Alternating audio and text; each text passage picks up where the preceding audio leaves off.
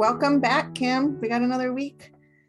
Hey, how are you? Excellent, excellent. And I know you've been putting up surveys on the Mediumship reading room page. Well, what it was about was I had asked people, do they what is the percentage of when they connect to their sitter? Meaning, do they completely connect, Right. or does the person not know who they're talking about? Excellent. That's what I'm talking about. So a lot of people put 90%. I put 75%, if I want to be honest here, but I'm taking, and I'm not making excuses, but I'm taking 14 years of readings. Okay. And so what is the percentage that I connect? Now, the people may know who they are, but can't confirm the information. But I'm talking about completely connecting. Like, I know who you have, not really interested, but okay. You both are in sync. You both know what's happening. Right. But we're still connected. So I'm still connected. But I'm talking about nope. Don't know who you have. And then that's the end of the reading. So a lot of people put 90 to 95% of the time that they do connect. A lot of people put that. And, so I did even have like 50%. And of course, I knew nobody would put 50%. We've got to be honest with ourselves here, Yeah, no, I found it interesting that 50%, because to be honest with you, when you're first starting out, I mean, are you really connecting 90% of the time?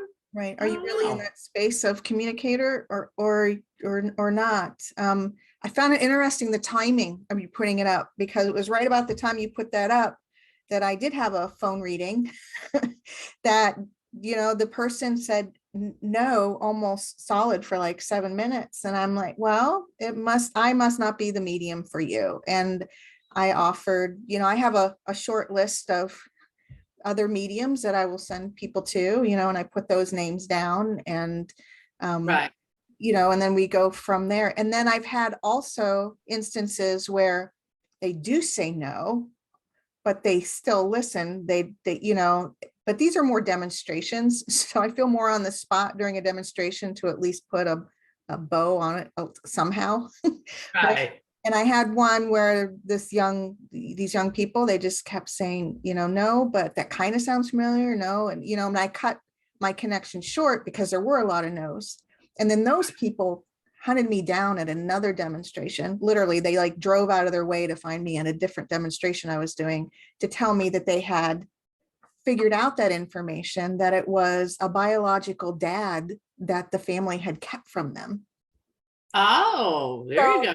I think there's like, yeah, I don't connect. And then, and I find out later I really was, or there's one that you're just not the medium for that person at that time for whatever reason. It's just not mixing. And I think in both cases, we need to just be okay with it and keep going, Yeah, I think that's the key to everything, is being okay with not connecting.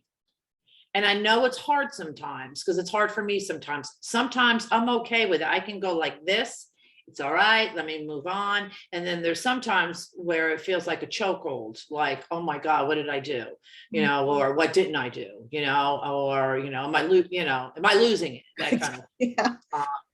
But I had the same thing happen to me. So that is why I put up the poll, because I had a person come over here last Tuesday, and I did a reading for her, and she could not take any of the information. She could take some information, but not really. Seemed I was more connected to her mother-in-law, but I don't know. And then I said, well, mother-in-law is mentioning the name Lauren or Laura. And she went, no, but her name was Lorelei.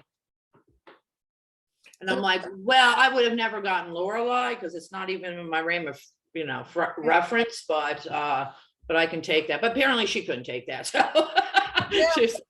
her name was Lorelei, and it was not Lauren, it was not Laura. So sometimes you're dealing with the energy.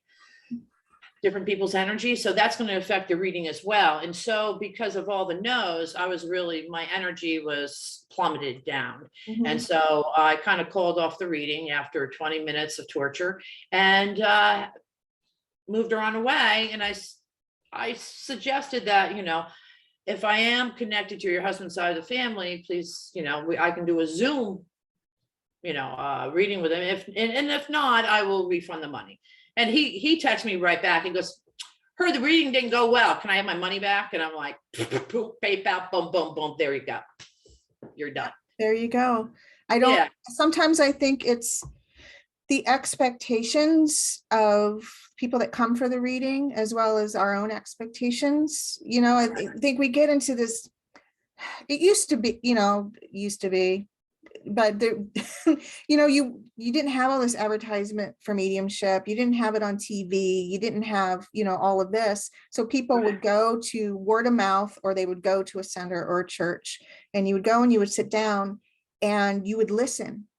And you didn't do much else but listen for 20 to 30 minutes, and then you left. It was a different style of reading. I'm not saying it's good or bad or better or worse than that, but there was a different understanding that you take it, you listen, you go home with it, right? And now I think we've moved more into a client-centered mediumship than a mediumship or a spirit-centered mediumship, where the marketplace is running sometimes the mediumship or even the medium's perceptions of what needs to happen in a reading.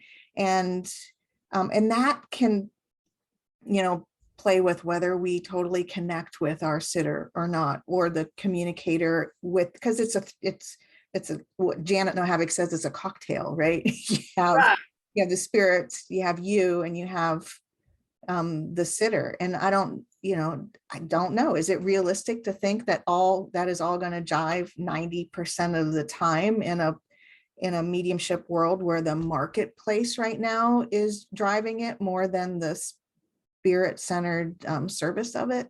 I don't know. Right. And 90% does not include your father passed of a heart attack and he was in his later years. Right. And people will take that. Yeah, I'm like, no, because that's extremely generic. And that's also why I put up the poll about the details, how detailed are you as well, just to give people something to think about, so anyhow, for me, if the details that I'm giving are not matching, they can come back to me and they can validate it, or they can deny it like this woman did. And, I need to be good with that. When the reading is kind of folded and I'm giving back the money, Right. And it's going to happen. And one thing that I tell people that I tutor is this. The one you're looking for consistency. It's never going to happen in mediumship. Ever, ever, ever, ever, ever, ever, ever. So, so the one consistent thing about mediumship is that is inconsistent, because you are dealing with individuals that have different perceptions of what mediumship is, and they have different, wants. They have certain wants that they want, and they want it delivered. And if not, it's a fold. Right. And if we're taking mediumship as a healing tool, I don't know that we can put the parameters on it or say that it has to be a certain way every time or a certain script, because everybody's unique. The spirit people are unique. The sitters are unique. The time, it's all different each time, every time. Exactly. Yes. Okay. Great. Well, did you want to talk about gratitude at all? I'm looking at my cat. Boxes and cats, right? Yeah, actually, yeah, exactly. I got several boxes, and it's just because the cats like them all over the floor. Now I think I'll